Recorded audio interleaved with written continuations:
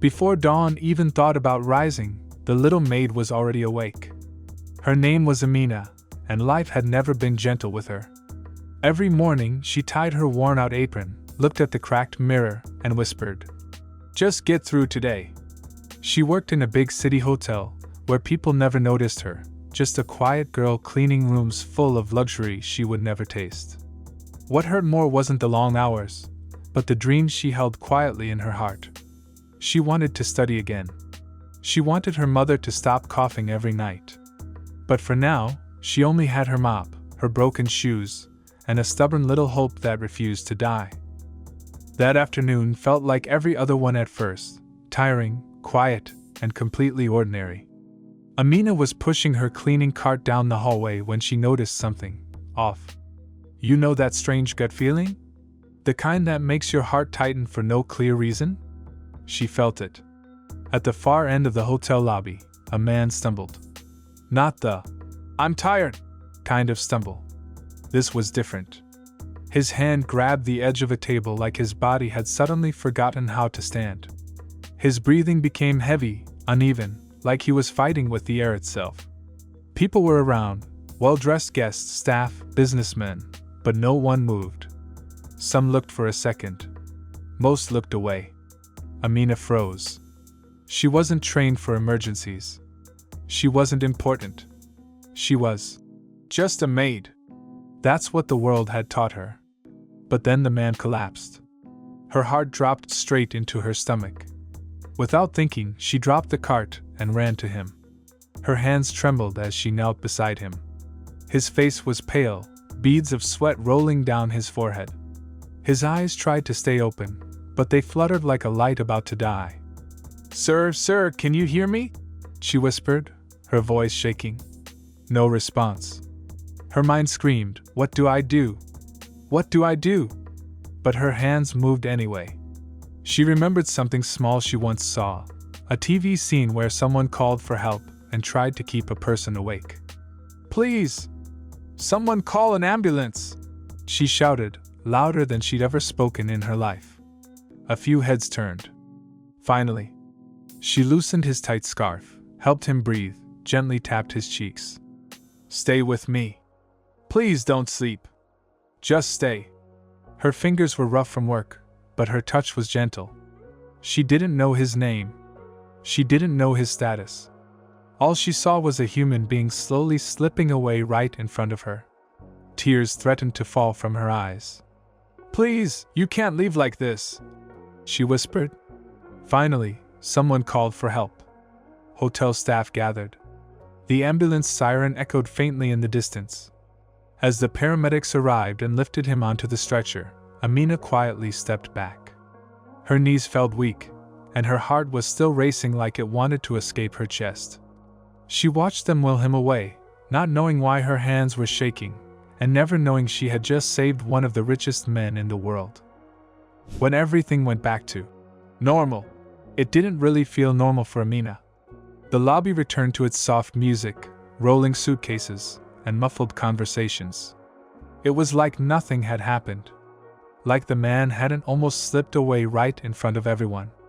Like her heart wasn't still beating too fast. She quietly picked up her cleaning cart. No one came to thank her. No one asked her name. And strangely, she wasn't waiting for it. She just went back to work. That evening, Amina sat on the back steps behind the hotel, staring at the sky. The city lights blinked in the distance, and the air felt heavy and tired, just like her. She kept thinking about the man's face, how fragile he looked in that moment, how close he was to disappearing. Her hands trembled a little as she wrapped them around her cup of cheap tea. What if I was too late? She thought. What if he didn't make it? But deep down, she felt peace. A quiet kind of peace. The kind that doesn't come from praise or rewards, but from knowing you did the right thing when it mattered. Back in her tiny one-room home that night, her mother coughed through her sleep. The ceiling fan made its usual broken noise. The room smelled of old walls and burnt rice. Nothing had changed. No miracle. No surprise. No envelope of money. Just the same life. But something inside Amina felt different. The next day, she went to work again. Same uniform. Same tired shoes. Same invisible role. Guests walked past her without looking. Staff talked over her. Life kept going like she was just part of the wall. And for a moment, a very small moment, doubt crept into her heart. Why did I help him? Why did I risk my job? But then she remembered his face. The fear in his eyes. That fragile way he held on to consciousness. And she understood. She helped him not because of who he was, but because of who she was. She whispered to herself softly while wiping a mirror. If it was anyone else, I would have done the same. She had no idea someone, somewhere, was beginning to search for the girl who saved his life. Life didn't get easier after that day. In fact, it got harder. Amina started noticing how tired her body felt all the time. Her hands stayed sore, her back ached constantly, and her eyes burned from pretending to stay strong. Every coin she earned disappeared before she could even think about saving it. Her mother's cough worsened. Nights became longer, more frightening. There were moments when Amina would sit on the floor beside her mother's bed, holding her hand, listening to her struggle to breathe, and trying, really trying, not to cry. The doctor's words echoed in her mind. She needs proper treatment, or it will get worse. Proper treatment meant money. Money she didn't have. At work, things weren't kind either. One day, her supervisor noticed dust on a table she had cleaned twice. Are you sleeping on the job? He snapped in front of other staff. Her face burned with embarrassment. She wanted to explain how tired she was, how worried she was, how heavy her heart felt, but she stayed quiet. She always stayed quiet. Because she needed that job. Then came the notice. The hotel was cutting staff. Temporary workers may be let go, the manager announced, without looking at anyone's eyes. Amina's stomach twisted. That night, she walked home slower than usual, dragging her tired feet. The street lights flickered. The road felt quieter, lonelier. She sat on a broken step outside her home and let the tears finally fall. Not loud, not dramatic, just silent tears slipping down her face. What am I doing wrong? She whispered. Her eyes drifted to the sky, and she remembered that day. The man on the floor. The way everyone else ignored him. The way her heart moved before her brain could stop it. And somehow, that memory gave her strength. If I could save one life, she told herself quietly, maybe mine has a meaning too. She wiped her tears, stood up, and opened the creaking door of her home. Inside, nothing had changed. Same small room. Same problems. But Amina changed. She was tired. She was scared. But she wasn't broken. And somewhere far away, a man who still didn't know her name was determined not to forget her face. The man didn't wake up the same. When he opened his eyes in the hospital, the world felt softer and heavier at the same time. Machines beeped quietly around him. A faint smell of medicine hung in the air. And one face stayed in his mind as clearly as the ceiling above him. Not a nurse. Not a doctor. A girl's face. Worried. Brave. Real. He sat up slowly, holding his chest. Who saved me? He asked, his voice weak. The nurse exchanged a look with another staff member. A young hotel worker. I think. A maid. She called for help. That was all it took. From that moment, he couldn't rest. He watched the security footage from the hotel himself. Every second. Every frame. There she was, kneeling beside him, shaking hands, fearless eyes, trying to keep him alive while the world watched like it was none of their business. He felt something twist in his chest that had nothing to do with his heart condition. Gratitude. Respect. Something deeper. He didn't want to send money. He didn't want fake thank you cards. He wanted to find her. His team searched quietly. Hotel staff records. Shift schedules. Old employee photos. He didn't want attention. No headlines. No announcements. This wasn't about publicity. This was personal.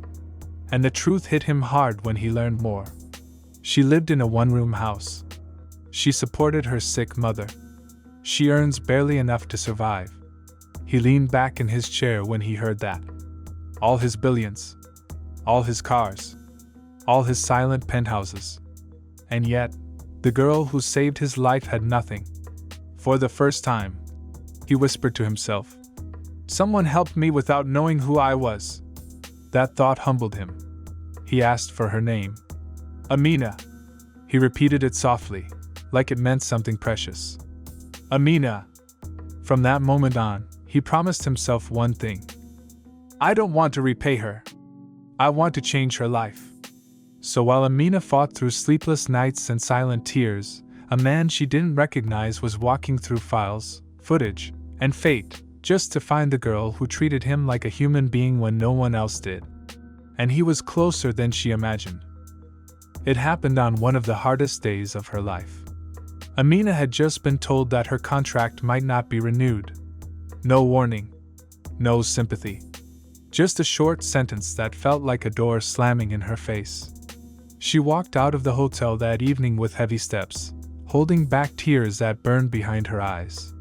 Her hands felt useless. Her dreams felt stupid. The world felt unfair. That's when a black luxury car stopped slowly in front of her. She almost didn't notice it. Why would she? Cars like that didn't stop for girls like her. The window rolled down. Miss Amina? A calm voice asked. Her heart jumped. Yes? A man stepped out of the car. Simple suit. Calm posture. Serious eyes. She didn't recognize him. He looked at her for a long moment, like he was trying to place a memory. Like he was protecting an emotion too strong to show too quickly. You don't know me, he said gently. She nodded nervously. But I know you. Something in his voice made her uncomfortable. Not fearful, just confused. He reached into his coat slowly and pulled out a tablet. He turned the screen toward her. The video played. Her. On the hotel floor. Her kneeling beside a man. Her hands shaking as she tried to keep him alive. Her voice calling for help. Her eyes widened. Where did you get that? He looked at her and smiled. Not a rich man's smile, but a grateful human smile. That man on the floor, he said softly, was me.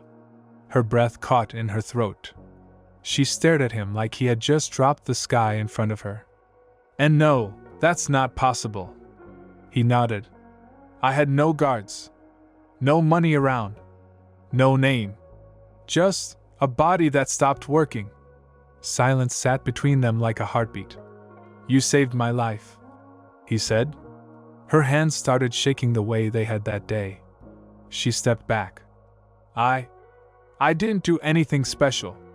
I just helped because you needed it. And that moment, that simple sentence, hit him harder than anything else. No begging. No pride. No expectation. Just humanity. He placed his hand over his chest. I've been searching for you for weeks. Tears filled her eyes. Not from fear, from confusion, shock, and something else she couldn't understand. And she still had no idea how much her life was about to change. Amina expected nothing that day. Not help. Not money. Not miracles. She thought that conversation would end with a simple thank you and maybe a handshake. That's the kind of world she knew, small kindness, small endings. But this time, the story didn't end small. The man invited her to sit in the car, not as someone beneath him, but as someone equal. He didn't talk like a billionaire. He didn't act like a king. He spoke like a human whose life had been handed back to him by someone brave. I don't want to scare you, he said gently, but I want to help you. She hesitated. I don't need anything. I just did what was right. He smiled softly. That's exactly why you deserve it. Within days, her world started changing in ways she never imagined were real. Her mother was taken to the best hospital, not crowded, not broken, not hopeless. Real care. Real doctors. Real hope. Their debts? Gone. Their rent? Paid. Their fear? Slowly fading. But the biggest gift wasn't money. It was opportunity. He enrolled her in school again, proper education, proper teachers, real dreams. She wore new uniforms that didn't itch from cheap fabric. She held books that weren't borrowed or torn. He offered her a future. Your job isn't to clean other people's rooms forever, he told her. Your job is to build your own life. Amina didn't know how to react. She had spent her whole life being invisible. And suddenly, someone saw her like she mattered. Still, she felt small. Still, she felt nervous. I didn't save you for this, she whispered once. He looked at her seriously. I didn't help you because you saved me. I helped you because you showed me who I should have been all along. That moment stayed inside her. She started walking differently, standing differently, dreaming differently. She wasn't rich in her heart. She was rich in purpose. The girl who once cleaned mirrors in silence now woke up every morning knowing her life had value. And she understood something powerful. Her kindness wasn't a weakness. It was the reason her destiny changed. Life didn't change Amina overnight. She didn't suddenly become someone else. She didn't forget where she came from. She didn't forget the tired mornings, the aching hands, the silent tears. She carried them with her, like strength, not shame. Months passed, and she started becoming the girl she once dreamed of. She studied. She learned. She grew. And somewhere inside her heart, she stayed kind, not because life had become easy, but because she understood what kindness meant. The man often watched her from a distance, not as a billionaire, not as a savior, but as a proud witness. And one day, he said something that stayed with her forever. Not everyone who changes a life knows they're doing it. Amina smiled. Because she finally understood the truth. She didn't save a billionaire. She saved a stranger. A human being. And in doing so, she proved something the world often forgets. Your background doesn't decide your worth. Your job doesn't define your heart. Your kindness can write a future you never imagined. Sometimes the biggest miracles don't come from money. They come from invisible people who choose to care when no one else does. And that's how a poor maid, without knowing a man's name, changed 2 lives forever. Moral of the story: real kindness expects nothing, yet it changes everything.